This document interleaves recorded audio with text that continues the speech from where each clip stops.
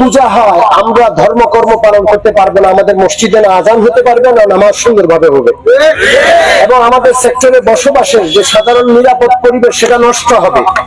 কারণ পূজার মধ্যে মাইক চলবে, গান চলবে, নাচ হবে, বিভিন্ন আচার আনুষ্ঠানিকতা তাদের আছে। আর এটা তো শ্মশান নয় যে শ্মশানের শান্তি থাকবে।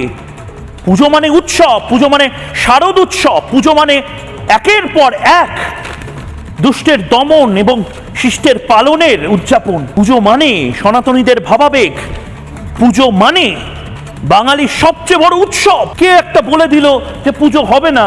অন্য বছরগুলো হলে আমার দেখে ভালো লাগছে, অন্য বছরগুলো হলে বাংলাদেশের সনাতনীরা চুপ করে বলতো না না পুজো করবো না বাবা, ঘর বাড়ি দর জ্বালিয়ে দেবে। কিন্তু এবছর পাল্টা সনাতনীরা বলছে পুজো হবে না। এটা কে সিদ্ধান্ত নিল? দেখি কিভাবে পুজো আটকায়।